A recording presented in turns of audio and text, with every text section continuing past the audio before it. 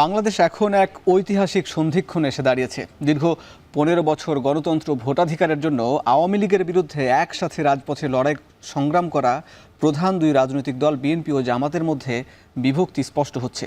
গণতন্ত্রে দ্বিমত স্বাভাবিক, তাই ভেঙে পড়া রাষ্ট্র কাঠামোর সংস্কার আগে নাকি দীর্ঘদিনের চাওয়া নির্বাচনের আগে এ নিয়ে মতভেদ দেখা যাচ্ছে জনমনেও। নাগরিক সেবা ও ভোটাধিকার থেকে বঞ্চিত জনগণকে সরকার আগে কোন নির্বাচন উপহার দেবে, স্থানীয় নাকি জাতীয় নির্বাচন? এ নিয়ে জামাতের চাওয়া কী এবং কেন তা জানবো আজকের ভোটের ট্রেনের ৮১ নম্বর পর্বে। সঙ্গে আছি আমি হাসিব বিল্লাহ। আজকে জেনে নিতে চাই রাজনৈতিক আলোচনায় আজ সরকার এবং রাজনৈতিক দলগুলো কে কী বলল। আমরা শুরুতেই দেখে আসব প্রধান উপদেষ্টা আজকে দুবাইয়ের একটি ওয়ার্ল্ড গভর্নমেন্ট সামিটে অংশ নিয়েছেন। সেখানে প্ল্যানারি সেশনে তিনি বলেছেন প্রয়োজনীয় সংস্কার শেষে এ বছরেই ডিসেম্বরেই নির্বাচন হতে পারে। এদিকে বাংলাদেশ জামাত ইসলামের সেক্রেটারি জেনারেল মিয়া গোলাম পরোয়ার বলেছেন স্থানীয় জাতীয় সংসদ নির্বাচনের আগে স্থানীয় সরকার নির্বাচন চায় জামাত। এদিকে বিএনপি মহাসচিব মির্জা ফখরুল ইসলাম আলমগীর এক সংবাদ সম্মেলনে বলেছেন আগে স্থানীয় নির্বাচন চাওয়া দেশকে ভঙ্গুর করার পরিকল্পনা ছাড়া আর কিছু নয়।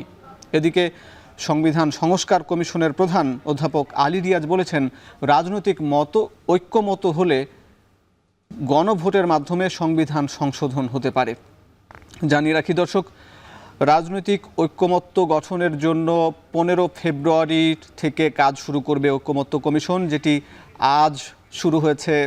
একটি প্রজ্ঞাপন জারি হয়েছে এবং সেই প্রজ্ঞাপনের 7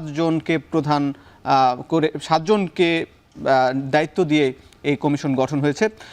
ভোটের ট্রেনের আজ আলোচনায় যুক্ত হয়েছেন বাংলাদেশ জামাতে ইসলামী ঢাকা মহানগর উত্তরের সেক্রেটারি ডক্টর মোহাম্মদ রেজাউল করিম। জনাব রেজাউল করিম, আপনাকে স্বাগত জানাচ্ছি ভোটের ট্রেনে। আপনার কাছে একটু জেনে নিতে চাই যে অন্তর্বর্তী সরকারের অধীনে জাতীয় নির্বাচনের আগে স্থানীয় নির্বাচনের বরাবরই দাবি জানিয়ে আসছেন, এদিকে বিএনপি দ্বিমত করছে। আসলে আপনাদের অবস্থানটা কি এবং কেন?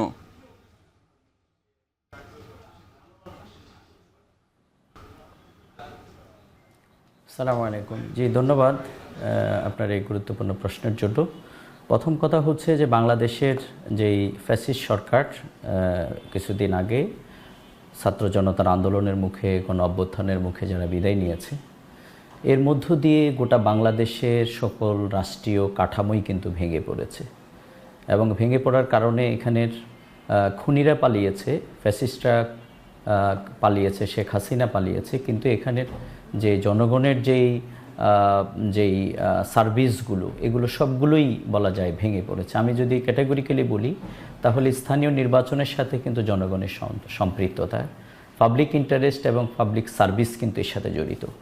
সুতরাং সেই জায়গা থেকে তারা তৃণমূল পর্যায়ে পর্যন্ত তারা গুম, খুন, আয়নাগর, সন্ত্রাস, দুর্নীতির কারণে অপরাধের সাথে তাদের গোটা সংগঠন অর্থাৎ আওয়ামী লীগ ফ্যাসিবাদের সাথে জড়িয়ে পড়ার কারণে তারা মূলত পালিয়ে গেছে এবং তারা বিভিন্ন জায়গায় আত্মগোপনে চলে যাওয়ার কারণে যেহেতু বিগত 15 বছরে তারা নির্বাচনকে কুক্ষিগত করেছে এবং তারা এককভাবেই বলা যায় তারা সব কিছু দখল করেছে, এটি স্থানীয় নির্বাচনকেও দলীয়করণের আওতায় নিয়ে গেছে।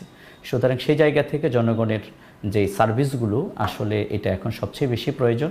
এজন্য জনগণের প্রত্যাশা অবশ্যই যে 15 বছর মানুষ ভোট দিতে পারে নাই, কিন্তু জাতীয় নির্বাচন অবশ্যই লাগবে।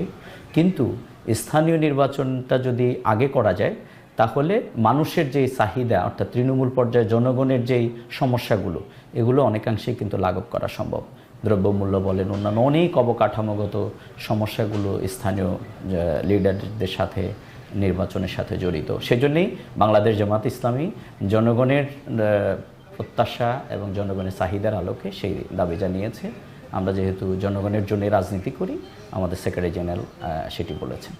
কিন্তু বরাবরই বিএনপি বলে আসছে যে আগে জাতীয় সংসদ নির্বাচন করতে হবে। আসলে বিএনপি যে দাবি জানিয়ে আসছে এবং সে দাবির পক্ষে জনমত গঠন করার জন্য বিভিন্ন জোট সঙ্গী এবং বিভিন্ন রাজনৈতিক দলগুলোর সঙ্গে আলাপ আলোচনা করছে, আসলে সে জায়গায় আপনাদের অবস্থানটা কি গুরুত্ব পাবে কতটা?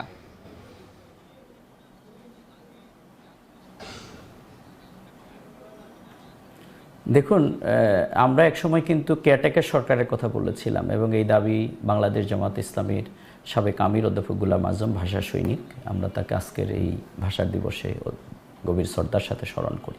এই দাবি যখন বাংলাদেশ জামাত ইসলামী জানিয়েছিল, তখন কিন্তু এই দেশের অনেক রাজনৈতিক দল কিন্তু এটাকে প্রত্যাখ্যান করেছে এবং শিশু এবং পাগল ছাড়া কেউ নিরপেক্ষ নেই এই জাতীয় কথাও কিন্তু রাজনৈতিক দলের পক্ষ থেকে বলা হয়েছে।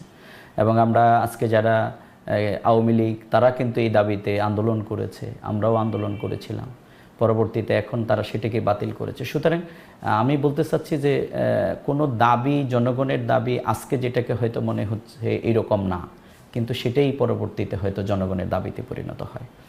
আপনি দেখেন যে বিএনপি সরকারের কাছে দাবি জানিয়ে আসছে যে দ্রুত নির্বাচনের, এজন্য সরকার কি আবার ডিসেম্বরকে সামনে রেখে নির্বাচনের প্রস্তুতি নিচ্ছে? আসলে কি তাহলে বিএনপির চাপে সরকার এমনটি করলো? আপনার কি মনে হয়, আপনাদের প্রত্যাশা কি?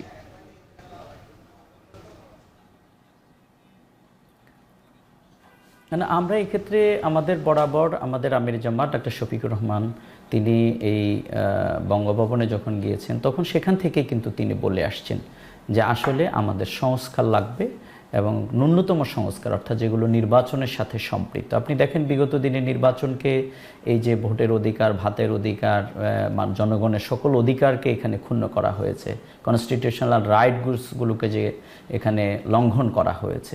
এর একমাত্র কারণ কিন্তু এখানে তারা তাদের মতো করে আইন তৈরি করেছে, তাদের মতো করে সব তৈরি করেছে। সুতরাং সেই জায়গা থেকে আমরা মনে করি অবশ্যই একটি ফ্রি, ফেয়ার, ক্রেডিবল ইলেকশনের জন্য একটি সংস্কার জরুরি। এক কথা আপনার কাছে একটু জেনে নিতে চাই যে গণপরিষদ নির্বাচন নাকি গণপরিষদ নির্বাচনের কথা উঠছে, আপনারা আসলে জাতীয় নির্বাচন চান নাকি গণপরিষদ নির্বাচন চান? ছোট করে যদি একটু বলেন।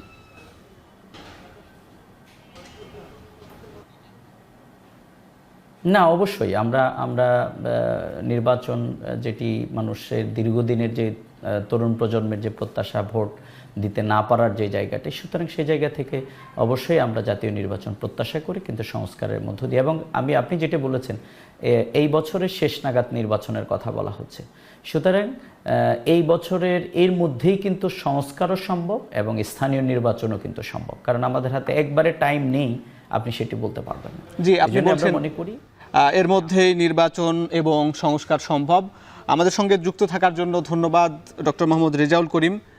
দর্শক, আমাদের সঙ্গে যুক্ত ছিলেন জামাতের সেক্রেটারি, ঢাকা মহানগর উত্তরের সেক্রেটারি রেজাউল করিম। এবার দেখে আসব সংসদীয় আসনের পরিক্রমা। দেখে নিতে চাই ঝিনাইদহ 1 আসন, যেটি সংসদীয় আসন 81, সীমানা শৈলকুপা উপজেলা। এর মোট জনসংখ্যা 3,61,648 জন, মোট ভোটার 2,76,000, পুরুষ ভোটার 1,38,000 এবং নারী ভোটার 1,38,000। দর্শক, এই ছিল ভোটের ট্রেনের আজকের আয়োজন। দেখা হবে আগামী পর্বে নতুন কোনো বিষয় নিয়ে। ততক্ষণ শুভকামনা।